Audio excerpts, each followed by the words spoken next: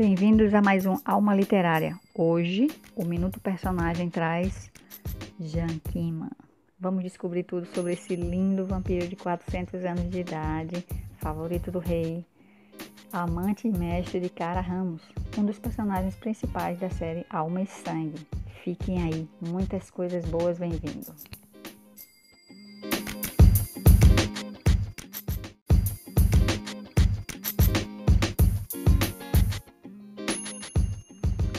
Agora vamos ao que interessa. Janquima nasceu em 1542 e se tornou imortal em 1572, durante o massacre da noite de São Bartolomeu.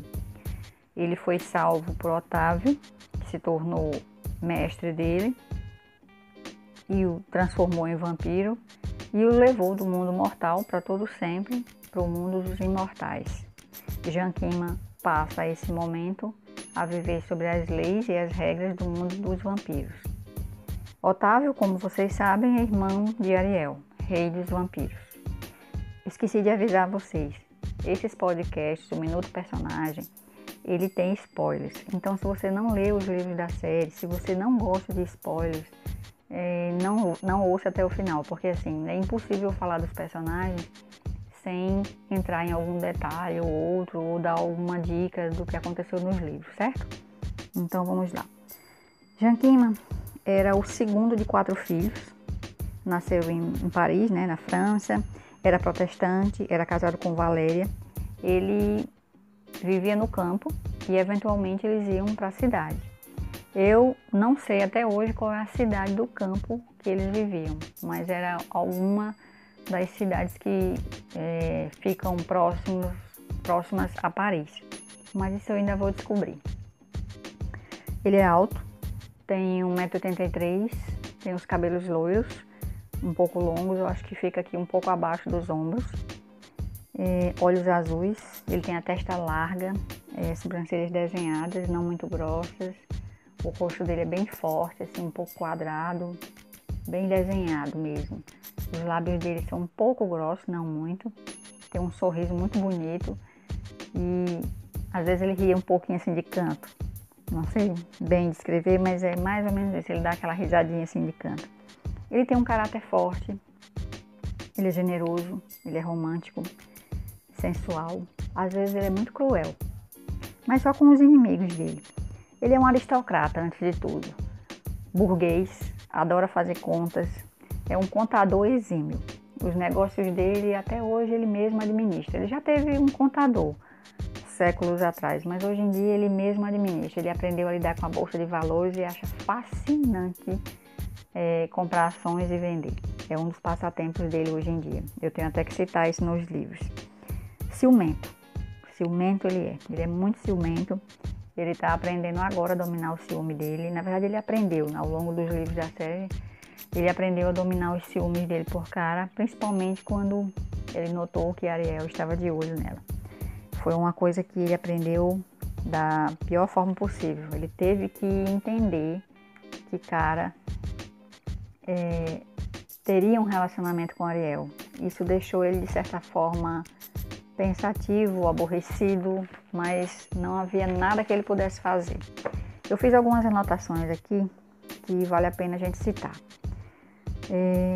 Janquima é um exímio espadachim. Ele aprendeu com o pai, com os irmãos, e ao longo da vida imortal dele, ele só se melhorou nessa questão. É tanto que ele ensinou muita coisa de luta para Cara.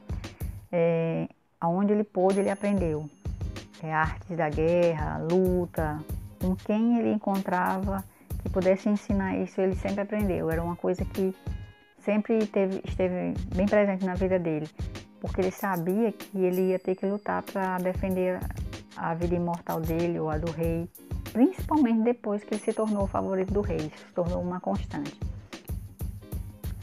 Porque vamos lá, as lutas que ele sabe, que eu vi e já coloquei até nos livros. Ele sabe boxe, luta greco-romana, ele sabe um pouquinho de karatê e treina todas as noites. É uma coisa que ele faz, feliz ou triste, ele sempre treina. Ele coleciona livros, vinhos, joias e alguns perfumes. perfumes raros, inclusive. Ele gosta muito de velocidade, de motos caras e velozes. Um dos livros eu até citei acho que é uma moto japonesa que ele tem, muito veloz. Deixa eu ver aqui o que mais ele gosta. Ele gosta muito de cara. É totalmente apaixonado por essa mulher. Ele já viu várias reencarnações dela. Valéria foi a primeira, a esposa dele, que estava grávida e morreu na noite de São Bartolomeu junto com ele. O amor deles era um amor único. Ele se apaixonou por ela numa das celebrações dos protestantes. Logo depois ele já fez o pai dele pedir a mão dela em casamento. Não demorou muito, eles estavam casados e felizes. Ela engravidou um pouco depois. E durante a gestação eles foram separados, né? Durante o massacre. Jean acho que nunca se recuperou muito bem disso, porque assim, ele considerava Valéria a mulher da vida dele. Quando ele reencontra ela depois, na pele de Thaís, ela era uma cópia exata. A única diferença eram os cabelos. Eram pretos, cacheados, mas ele sentiu que era ela na pele de Thaís. E ele protegeu ela e amou da mesma forma. Ele via Valéria em Thaís. Consecutivamente, com o que houve entre eles, o amor e depois os acontecimentos que levaram à morte de Thaís, ele se enterrou praticamente vivo, né? Ele mergulha dentro do caixão dele e fica 125 anos adormecido. Ele desperta, graças à cara, e encontra nela Valéria, Thaís e ela mesma, todas numa única mulher. É tanto que no relicário ele mostra ela a foto e ela mesma se reconhece, apesar dela não querer admitir, ela se reconhece nas três mulheres. Mas isso é uma coisa que a gente já conversou a respeito de cara. Ela é muito teimosa e assim, ao longo do tempo ela aceitou bem isso. Mas Jean, ele tem essa questão dentro dele, ele vê as três nela, entendeu? Então assim, é uma visão que ela não tem de si mesma. Ele viu as três, ele conviveu com as três mulheres diferentes e ele sabe que elas três são uma só. Então na cabeça dele, sempre que ele está com uma, ele provavelmente lembra de todas as outras, mas assim, chegou um momento em que ele percebe que cara, apesar de ter características das outras duas, Valéria e Thaís, ela é única.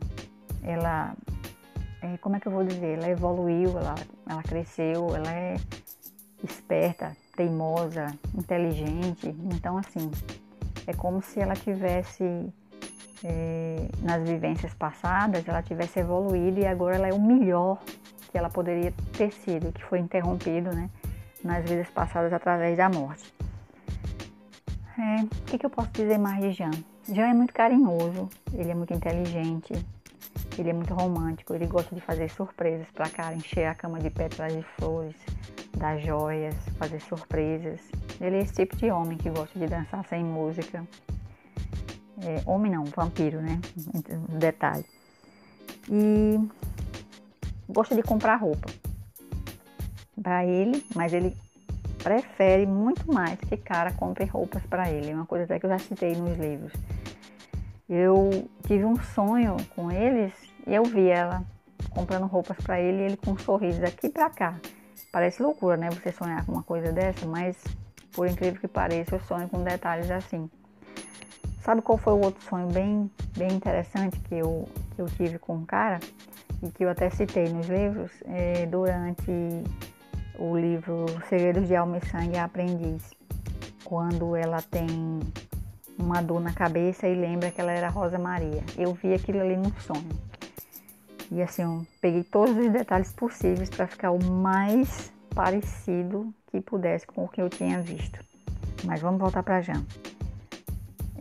Ao longo do tempo que ele ficou sozinho e imortal, ele teve um relacionamento muito conturbado com Consuelo. Ele estava sozinho, Otávio tinha viajado para a Índia para ver o mundo, deixou ele só.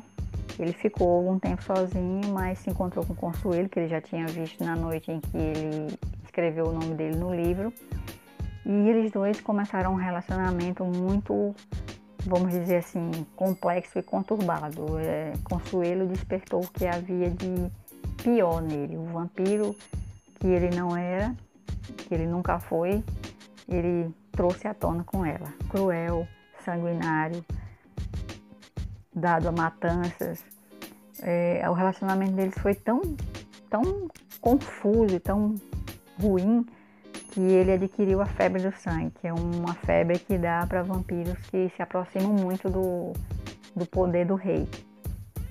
Janquima, na noite que ele acena o nome dele no livro, ele atingiu o número exato de poderes que poderiam levar ele a substituir Ariel, mas isso não ocorreu. Mas ele, ao chegar nesse limite, ele ficou propenso a adquirir essa febre do sangue, que é uma doença de quem se aproxima muito do livro, quem tem muito poder. Como vocês sabem, o rei controla o livro, ele passa as páginas do livro mentalmente, ele sabe tudo que tem lá, basta ele usar a mente dele. E quando Janquima se aproximou desse limite de poder, ele também é capaz de fazer isso. Só que como ele não assumiu o trono, ele pegou uma parte ruim disso, ele pegou algumas coisas que o livro pode trazer para ele. Quando ele se envolveu com Consuelo, que ele ficou só, que ele deu vazão a esse lado mais selvagem dele, esses problemas surgiram. A febre do sangue eu descrevo, né, no Segredos de Alma e Sangue. Ele matava jovens, bagunçou a casa toda, encheu de pessoas, fez orgias, fez de tudo que não prestava.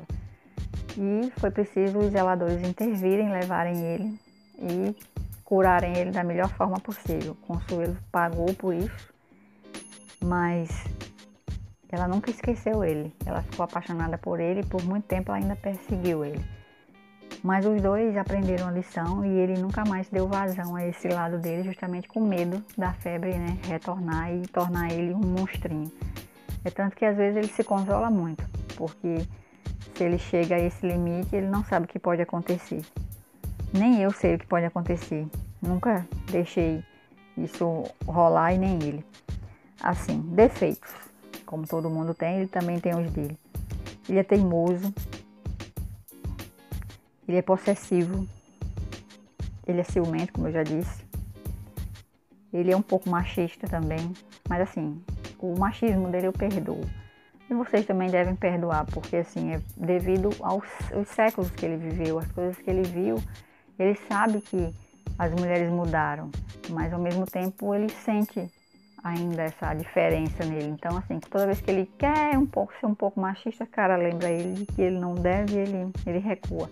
Mas no fundo ele ainda sente essa coisa que as mulheres têm que ser protegidas, que ele é vamos dizer assim, o homem vampiro e que tem que dar toda a assistência a ela. Mas isso aí tá bem mais suave nele. Não tira o charme dele, né? Mas ficou bem mais suave. É o lado bom. Ele gosta de satisfazer cara em tudo. Nos desejos e até nas coisas que ele não gosta, ele tenta satisfazer mesmo assim. E o que a gente percebe ao longo dos livros, ele mudou. Porque assim, ele escondia muitas coisas de cara. Nos primeiros anos de vida imortal, ele não disse a ela que havia lobisomens, ele escondeu que haviam outros seres imortais, ele não contava muito do livro, e aos poucos ele foi se abrindo, ele viu realmente através dos erros dele que ele fez muito mal em não dizer nada isso a ela, e ela cobrou isso a ele, e provocou muitas brigas entre eles, essa questão dele, dessa proteção excessiva. Até Radamés mesmo diz, né, que ele e Ariel protegem demais ela e que isso não estava permitindo que ela crescesse. Mas ele vem melhorando ao longo dos livros, né, dos anos, e hoje ele é um vampiro que já sabe que ela vai se envolver com o rei, que isso é necessário, tanto para a felicidade deles como para o mundo dos vampiros.